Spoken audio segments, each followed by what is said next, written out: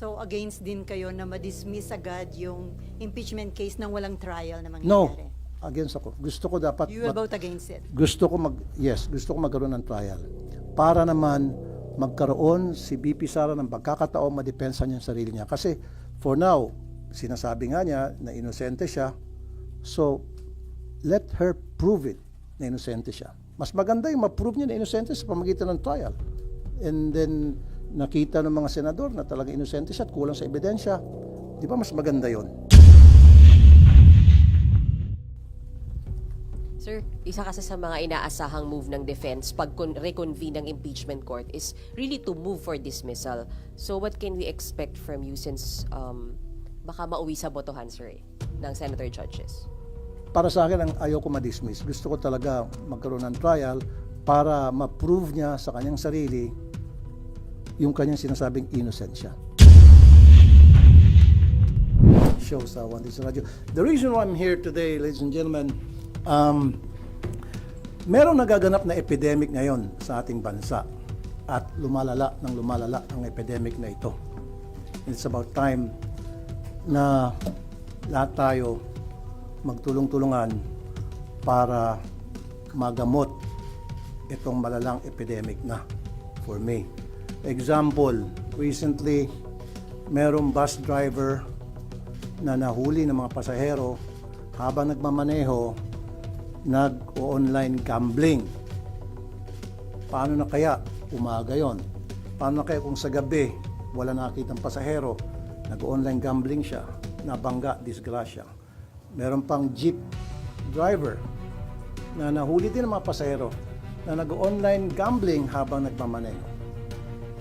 And meron pang sa PTEX ata yun, ni-raid ng mga pulis lahat ng mga bus drivers lulong sa online gambling. Napakarami ng taong lulong dito sa online gambling kasi napakadali ma-access.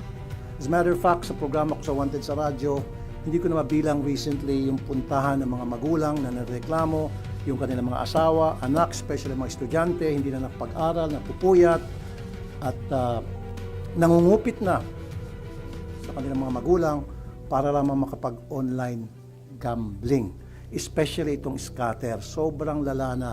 Something has to be done.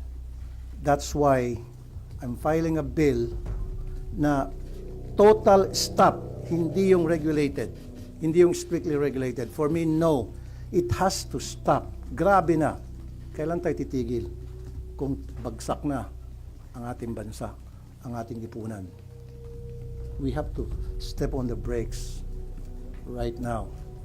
And with your help kayo sa media, ma-disseminate properly itong information na ito para sa kalaman ng lahat na meron tayong sakit sa ating lipunan sa pamagitan ng epidemic, kung tawagin ko, itong online gambling.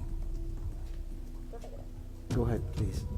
Sir, kasi may ilang senators din na nag-file na ng bill on online gambling but they want strict regulation lang kasi kapag total ban, baka magkaroon ng underground operations lang, sir. So, allow it but with stricter regulations po. Like, hindi pwedeng 18 and above, yung mga ganun, sir. Ay, 18 and below, I'm sorry. Okay, well, inahangaan ko yung mga kasamang senador na nagsabing strictly regulated itong online gambling. Pero ako, in my opinion, kailangan talaga total ban. Yung sinasabing baka mag-underground. Nandiyan naman ating kapulisan, nandiyan yung ating NBI, nandiyan yung ating PNP. Anong ginagawa ng kanilang mga intelligence funds para tugisin kung sino itong mga nag-underground? As simple as that. Let them do their job. Otherwise, tanggalin mo yung mga pulis na hindi trabaho. Sir, when you say total ban, lahat, pati accredited ng PAGCOR, sir? Lahat, pati accredited ng PAGCOR. Kasi, tingnan nyo, kahit na paslit, nakakapagsugal, very accessible itong online gambling. Why not put a stop into it? As it is, may problema na nga tayo sa mga casino. Ang dami ng casino left and right. Magpapatayo ng casino. In fact, balita ko, may magkakaroon ng casino pa sa Boracay. Kung saan-saan na, pinapayagan na magkaroon ng casino. Problema na yan as it is. Marami na sisirang buhay, mga negosyante, dahil nalululong sa sugal sa casino. Now, here comes online gambling na hindi lamang mga adults ang nalululong, kundi ang nakakatakot dito, mga kabataan, estudyante. as young as 10 years old. 9 years old, nagkaroon ng scatter. Hindi nakapag-aral, hindi nakapagtulog, hindi nakatulog, kumukupit sa kanilang mga magulang para makapag-scatter lamang. Ano to? Anong klaseng bansa meron tayo ngayon? Grabe na. At bakit ito pinapayagan ng PAGCOR? Kaya nga I'm calling, yung sinasabi ng PAGCOR, for now, itigil na raw muna yung ads sa mga online gambling. Galing ako sa bahay ko, papunta rito, binilang ko, 7 ang billboard ng online gambling. 7. So, nananawagan ako sa PAGCOR maging sa ad board. Do your share for now habang gagawa ako ng bill. Of course, matatagalan yan. And habang pinag-isipan siguro ng ating sa executive kung anong gagawin nila, do something, itigil na muna lahat ng advertisement sa online gambling. Kasi ang sabi ata ng PAGCOR sa prime time lamang. Bakit lang prime time? Paano sa hindi prime time naman yung mga bata nanonood din? So dapat tigil yan sa TV, radio, newspaper, social media, lahat. Kung nagawa natin yan sa sigarilyo, remember dati sigarilyo left and right, may advertisement yan. Lahat ng platform sa media, napatigil. So bakit hindi natin mapatigil itong sa online gambling? Kung gusto yun ng PAGCOR, kaya nilang gawin. May kasabihan nga, kung gugustuhin, maraming paraan. O may paraan. Kung ayaw, maraming dahilan o may dahilan. Yun lang yun eh. Mga celebrities na kilalang kilala, tapos sila pa talaga yung nag-endorser. Yun nga, nakakalungkot nga. I don't have anything against those celebrities. Siguro sa kanila, trabaho lang, walang personalan. Pero ang hindi kasi alam din itong mga celebrities na nag-endorse itong online gambling na maraming nasisira. Who knows, baka mga kamag-anak nila, kakilala nila, mahal nila sa buhay ay nalululong na sa sugal na ini-endorse nila mismo sa kanilang social media accounts or sa TV o radio. Pero paano yun? May mga malalaking tao daw, including lawmakers, ang engaged sa online gambling operation. Very good. That has to be investigated. Dapat imbestigahan. Sino yung mga politiko, sino yung mga malalaking opisyal na involved sa online gambling, online gaming? Sampahan ng kaso ombudsman. Sampahan ng kaso Sandigan Bayan. Find out who these people are. Illegal yung operation. Pero kung legal, sir? Kahit na sabihin natin legal, dapat ang mga politiko ay nagsisilbi sa taong bayan. Ang pangit naman yung kanilang pinagsisilbihan, yun yung tinatamaan nung kanilang negosyo o yung kanilang involvement, yun yung nasisira yung pamilya. Yun yung nawawasak yung pamilya dahil nalululong sa sugal. Sir, sinasabi rin malaki yung magiging foregone revenue kapag total ban ng online gambling. That is correct. 140 billion, I think, if I'm right. Pero marami naman pwedeng pagkukunan ng 140 billion na mawawala. Just think of it, 140 billion. Kumpara naman doon sa nasisirang pamilya, nasisirang mga Pilipino. I think the benefits na nakukuha ng ating gobyerno mula sa revenue ng online gambling outweighs the ill effects. Saan tayo? Kung dahil sa 140 billion masisira ang napakaraming pamilyang Pilipino, maraming malululong sa sugal, bakit di natin itigil na lang itong online gambling? So sir, considering yung situation, sabi niyo ang dami ng lulong dito sa online gambling, hindi na ho kakayanin ng strict regulation sa tingin niyo? For me, hindi eh. Well, yung iba sabi, dapat 18 years old lang and above. Naku, ang wise ng mga Pilipino, yung 10 years old, pwede naman niya hiramin yung cellphone ng parents niya. Pwede naman niya hiramin yung cellphone ng kasambahay niya na nakakatanda. Pwede siya manghiram ng cellphone ng mga taong kakilala niya mas nakakatanda sa kanya. Wala rin. At ngayon, sa GCash, sa Paymaya, nandyan palagi yung online gambling na naka-advertise. So very accessible. Sa online gambling, unlike before, tingnan nyo guys, gusto mo mag-bingo, pupunta ka sa mall para mag-bingo. Gusto mo magsabong, punta ka sa sabungan para magsabong. Gusto mo magkarera, punta ka sa racetrack. para magkarera. Ngayon, kahit nasa loob ng CR habang you're doing your thing, pwede ka mag online gambling. Pagkatapos mo siguro, natalo ka na ng 10,000. Ganon katindi ang online gambling. So pag wala na itong online gambling, yung mga sugarol na gusto talang magsugal, then punta sila doon sa venue nung sugal na gusto nila. Ngayon pati, meron pa nga igagamba, pa yun. Totoo yan. Lahat ng klaseng sugal na maisip nyo, i-billiards, nandyan na. Who knows kung ano pa yung mga susunod na mga kabanata nitong e-gambling mga operators, kung ano pa maisip nila. Matindi. I'm calling upon PAGCOR for now, ipatigil nyo na muna lahat ng advertisement sa lahat ng platform ng e-gambling. Sabi niya, papatigil nyo. Kanina lang pagpunta ko rito. Ang dami. Dami mga advertisement pa rin. Sana magkaroon muna ng moratorium habang nagde-decide yung ating executive kung paano nila i-handle to. As long as it's online para sa akin. Ngayon, kung gusto mo sports, anong klaseng sports? Basta't online. Kung gusto mo magtaya ka, di maglagay na lang sa PBA na yung parang pupunta ka doon at mananaya ka, parang ginagawa sa horse racing, di ba? Meron yung pupunta ka sa tayaan, doon ka tataya. O gawin na lang legal yun. Magkakaroon ng mga ano bang tawag niyan? Yung patayaan para sa gaming, parang nangyari sa Las Vegas. Kung gusto magtaya sa basketball, punta ka sa isang casino at doon ka tataya. Pwede sa casino. Punta sila sa casino para maging deterrent yun one way or the other. Natatama rin, ba't pa ako pupunta, umuulan o tinatamad ako, hindi ako pupunta na lang, saka na lang. Whereas ngayon, gusto nila maglaro ng basketball or anything. Sa gambling, nandiyan yung online. Sir?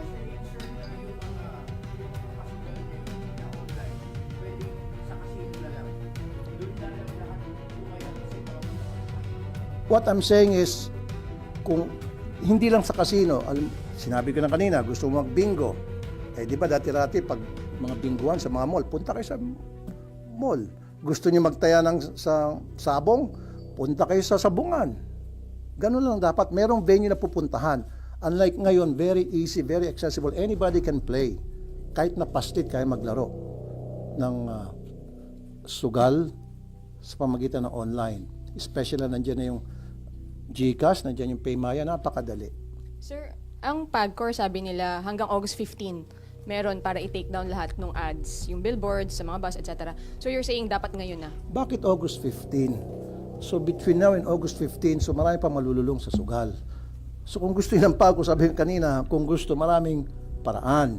Kung ayaw, maraming excuses na hanggang August 15. Why August 15? Let's do it now. Ganun dapat. Ora mismo. Kasi lumalala at lumala na talagang problema. Ayan na nga, yung nabalitaan natin, alam niyo naman siguro yan. Bus driver, akalain mo, habang nagmamaneho, nag-online gambling, buti na lang nakita ng mga pasahero at pinigilan siya. Paano kung hindi nakita? Paano kung gabi yun, natutulog yung mga pasahero? Sir, tapos Disgrasya. doon sa revenue, sir, saan natin pwedeng kunin specifically yung mawawala kung hindi sa online gambling? Marami naman pwedeng pagkukunan ng budget yan kung gusto natin pamalaan. Di mag-alat ng budget para sa social services. Di ba? Kasi I think 40% of sa online gambling, if I'm not mistaken, ng revenue from PAGCOR ay napupunta sa social services. So dipunduan na natin yung DSWD. Itigil natin yung mga GL na yan. O, ilan ba yung bilyon-bilyon yung galing sa GL? O, di lahat. Ako mismo isusurrender ko yung GL ko. Kasi yung GL ko naman napupunta sa lahat ng pupunta sa action center ko. In fact, malaking bagay nga pag natigil yung GL na yan dahil kumbaga nagagamit pasintabi sa iba, nagagamit mga politiko para magkaroon silang pogi points sa ating mga botante. So yun, isang source yung GL, di ibigay dun sa sa DSWD para pandagdag dun sa social services. Yung mawawala as a result dun sa pera, kung sakali man na kumukuha ng pera ang ang DSWD sa PAGCOR o kung sa PhilHealth, edi ibigay sa PhilHealth. Maraming pwede tayong gawin na paraan kung gugustuhin natin. It's just a matter of political will. It's just a matter of using our common sense, ika nga. Balikan kasi yung celebrities tsaka online influencers na nag-endorse. Do you also have calls na, paano ba, tumigil din sila na mag-withdraw from endorsing online gambling? Paano po ba, sir? Hindi ko sila pwedeng diktahan. Ang masasabi ko lamang, siguro mag-isip sila kung ano ba yung effect ng kanilang endorsement doon sa nakakaraming mga taong nalululong sa sugal dahil naniniwala sa kanila. Especially influencer, mabilis na maka-impluensya sa kanilang mga followers. So just imagine, sila, dapat isipin nila kung ano yung epekto noon sa kanilang mga followers. Baka bandang huli mga followers nila, imbis na matutuwa, alis na sa kanila at hindi na magpa-follow dahil sa iyo, na-bankrupt ako, dahil sa iyo, nasirang buhay ko. Sa cellphone, maraming apps na makikita mo nag-endorse ng mga online gambling. Baka doon karamihan. Yun nga, dapat talaga i-stop yun sa mga endorsement. Hindi lamang sa mga influencers, kundi total ban talaga pagdating sa advertisement sa online gambling. Kasi sa GCash, pagbukas mo ng GCash, Paymaya, nandoon palagi yung online gambling. Correct. So dapat, with the help of DICT, pwede naman i-ban yun eh. Pero sir, do you think mabilis makakapasa itong proposed bill tungkol sa total ban ng online gambling? Considering na sino yung mga tao behind it. Let's be practical. It will take some time dahil maraming haharang, maraming pipigil, maraming maglalabi.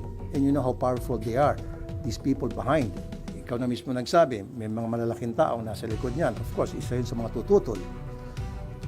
But at least we're doing something and we're gonna fight for it.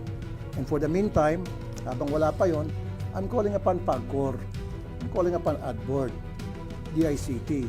Magtrabaho naman kayo. Committee nyo ba yung mag-hear nito about online gambling? It's not my committee. Walang franchise, walang kinalaman sa committee ko itong sa gambling. Dahil ako sa public services sa DMW.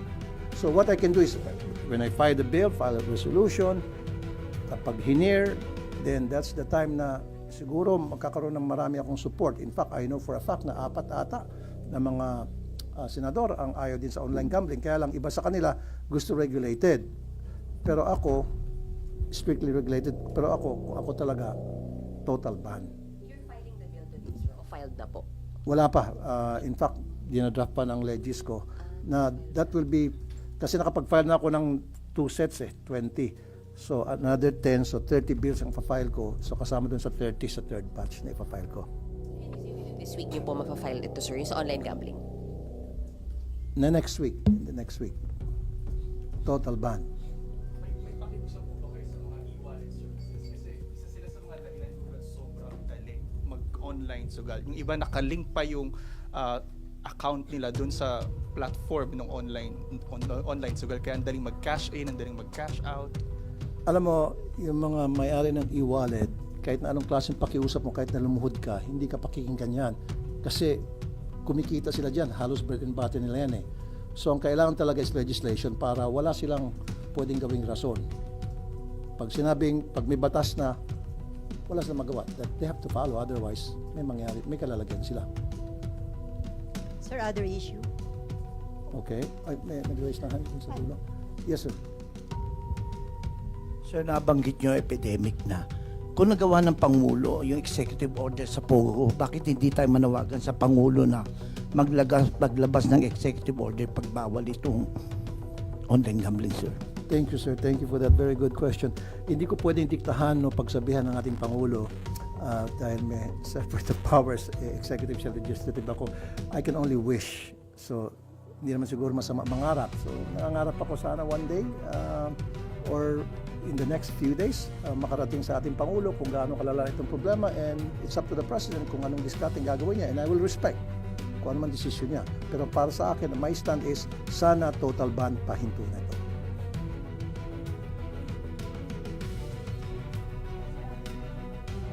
from now, Okay.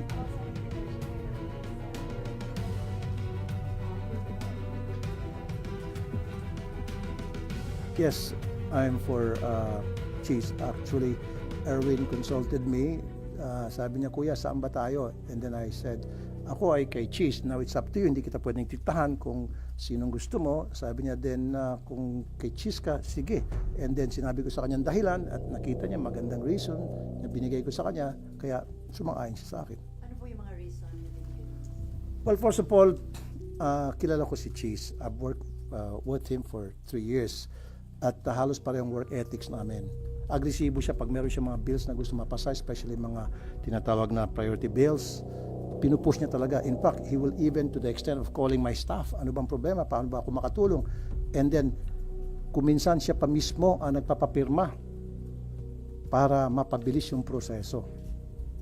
Isa yun sa mga bagay na nakita ko sa kanya. That's why sabi ko, although hindi ko pa nakakatrabaho yung kabila, si Senator Soto, I don't know him, I mean as far as work ethics niya o leadership niya because hindi ko naranasan. Unlike a Cheese, naranasan ko and wala akong nakitang problema. Sabi nga nila, if it ain't broke, don't fix it.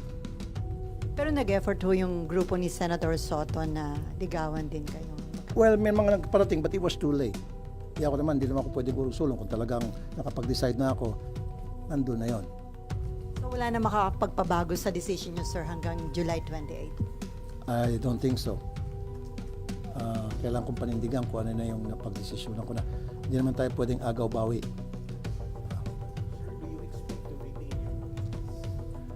As far as I know, kasi I'm doing okay naman sa committee ko as chairman ng public services. I'm doing my rounds to make sure na safe yung mga pasahero natin sa bus, sa barko, sa aeroplano. Sa DMW naman, I've been going around different places sa iba't ibang bansa para tingnan yung sitwasyon natin mga OFWs. So, I'm doing well. Siguro naman hindi tatanggal sa akin ni Chish yung committee na yun. Madadagdagan ba, sir? I don't think so. Okay na sa akin yung dalawa para makapag-focus ako. Pag marami, baka makalista. No, it's not. It's no longer mine. Migrant workers and public services, yun yung committee. Dati energy na pala It, wala akong ni tuldok kay Sanchez when I told him na I'm with you. I didn't ask for anything in exchange. distributed nila lahat, sir, yung mga commission. That I don't know. You can ask Cheese directly, Senator Cheese directly pertaining to that. All I know is yung committee ko lang. Sabi niyo nga gusto niyo yung leadership style ni SPG, so kontento rin kayo sa pag-handle niya sa impeachment case ni BP Sara? So far, okay naman para sa akin. And what's important to me is matutuloy yung impeachment. And gustong-gusto ko matuloy yung impeachment para mabigyan natin pagkakataon si BP Sara na maisabi niya yung kanyang side. Mas maganda, di ba, ma-clear niya yung name niya sa pamagitan ng pagdidepensa niya doon sa impeachment at mapapatunayan na inosente siya as opposed to yung mababasura before na magkaroon ng hearing sa impeachment.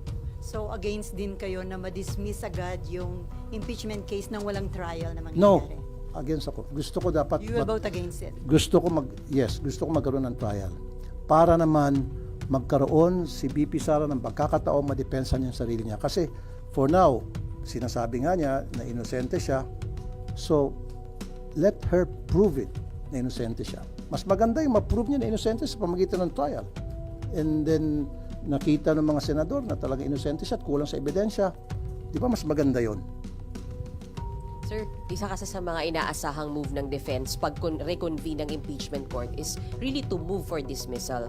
So what can we expect from you since baka mauwi sa botohan, sir, ng senator judges?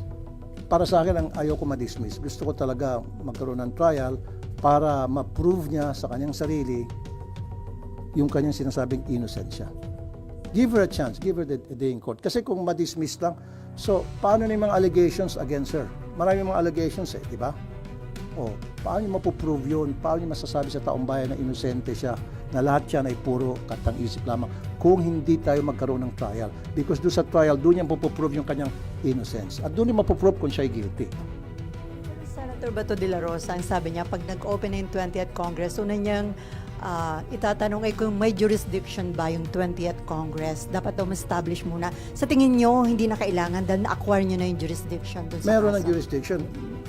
Hindi na dapat pag-usapan yan. Magkakaroon talaga ng hearing sa impeachment. It's just a matter of, siguro may maghihiling na matidismiss yan o ibabasura. Now, I'm not for it. Ang gusto ko magkaroon ng trial. Para ma-prove again for the nth time, ma-prove ni BP Sara na siya inosente. Like what she been saying and her attorneys and her campo na inosente siya. So mas maganda na ma-prove niya na inosente sa pamagitan ng trial, sa resulta ng trial versus madidismiss agad-agad. So wala siyang pagkakataon na mapakita sa taong bayan na siya ay malinis at yung mga aligasyon ay gawa-gawa lamang. May we know how you are preparing for the impeachment, sir? Are you getting or hiring extra legal minds to advise you? I've been talking to my legis every now and then. In fact, I've been also consulting to some lawyers. In fact, meron pa akong mga konsulta. I'm not gonna tell you their names. Mga former justices ng Sandigan Bayan, may former justice ng Supreme Court na nakakausap ko. So I've been talking to some people and asking for their inputs. Bakit, sir? Ba't kinakailangan niyo, sir, na ganun karaming i-consult? Because first time po lang, this is my first time na maka-attend o maging senator judge sa isang impeachment hearing. So dapat I should be prepared. Hindi ako pupunta doon ng blanco. Dapat meron akong sapat na kaalaman so that I can make intelligent decision at the end of the day. Pero wala kayong nakita, sir, na parang delaying pa. Kasi sabi niya, bakit ang tagal? Parang hindi. For me, I don't think so. Pasok, labas na tayo doon, lampas na tayo doon sa delaying tactics na tinatawag. Doon na lang tayo pag-uusapan natin yung sa impeachment trial na. Kasi para sa akin, gusto ko talaga magkaroon ng trial. Okay? Sir, ano lang, expectation sa SONA ng Pangulo since more than 1 week na lang po? What you want to hear po? What I want to hear is, I don't know yet kung ano yung mga sasabihin niya. Of course, meron nung nag-prepare ng kanyang speech, meron mga nag-advise sa kanya. Pero ang gusto ko sana, wish ko lang, hindi naman siguro masama mag-wish. Sabi nga nila, hindi naman siguro masama mangarap. Libre mangarap. Pangarap ko sana sa SONA, baka pwedeng isali ng, sabi ko, big naman, Mr. President, pwede mo isama sa SONA mo yung tungkol dito sa problema natin sa online gambling. I don't know. But again, hindi ko dinidiktahan, hindi ko sinasabihan ang ating Pangulo because desisyon niya yan. Yung kung pakialaman, yung lahat ng mga ginagawa niya. In fact, karamihan sa kanya mga ginagawa ay support. Dahil nakita ko na kapareho na advocacy ako, I support him. But dito, ako'y nag-wish lamang na sana makarating sa Pangulo kung gaano kalala na itong problema sa online gaming. At sana wag siyang lokohin, meaning wag siyang bigyan ng wrong information. Kasi usually yung ating Pangulo, umaasa lang naman yan doon sa mga advisors niya, doon sa mga alter ego niya, kung anong sinasabi sa kanya, yun ang pinakikinggan niya. Sana, yung mga nakapaligid sa kanya, yung mga trusted niya, magsabi ng totoo kung gaano kalala na itong problema natin sa online gambling. Last year, SONA, sir, yung salient point talaga doon, yung nag-stand siya about Pogo. So is that something na gusto niyo? Which was very commendable. In fact, nagkaroon siya ng standing ovation. Isa ko sa matumayo at pumalakpak ng gusto. Hanggang sa mabingi ng tenga ko sa kapalakpak sa kanya. So since wish lang naman, sir, gusto niyo rin ba na magkaroon nga siya ng malinaw na stand on online gambling, sir, naman this time? Sana nga, sabi ko, hindi naman masama mangarap. Pangarap ko lang yon. Kung magkaroon siya ng ganong klaseng stand, thank you so much. Sir, pahabol lang isa lang po. Sir, ano pong masabi niyo so far do sa development, do sa online sabong, yung mga nare-retrieve daw ng mga buto? Yes, nakamonitor ako dyan. And our authorities so far are doing good, especially yung ating Philippine Coast Guard, which under sa committee ko yan, sa DOTR. And sabi nga nila, ayaw nilang galawin muna yung mga sako. Nakikinig sila, may mga forensic expert tulad ni Fortune na sabi dapat this is the way you should handle the pieces of evidence o yung sako, etc. So let's leave it at that. Kung ano yung mga ginagawa natin mga otoridad, supportahan natin. Fully support ako dyan. May mga korte tayo. However, pag nakita ko yung mga polis natin, medyo binawashi-washi yung ginagawang investigasyon, magsasalita ako. Ano yun, nagpalakas dun sa whistleblower ng kanyang mga illegal dahil sa nakagawa ng mga That's a good development, as a matter of fact. Kaya lang, may mga nagsasabi na baka planted daw yun, Siyempre, tuwing merong ginagawa yung damn if you do, damn if you don't, ganun tayo mga Pilipino. Pag may ginagawa, yung ating mga otoridad, mali yan. Pag walang ginagawa, mali yan. So gumagawa yung ating otoridad ng trabaho Meron silang nakita mga boto, then that's a positive development that we should welcome, everybody should welcome. But it has to be investigated by the forensic experts, thoroughly investigated kung talagang magmamatch talaga yun. Kasi so far sa balita ata, 12 na ata sa mga family ng victims ay nakuha ng DNA samples para i-match yun, gagawin ng cross-matching. So let's leave it at that. Sana maging successful yung gagawin cross-matching.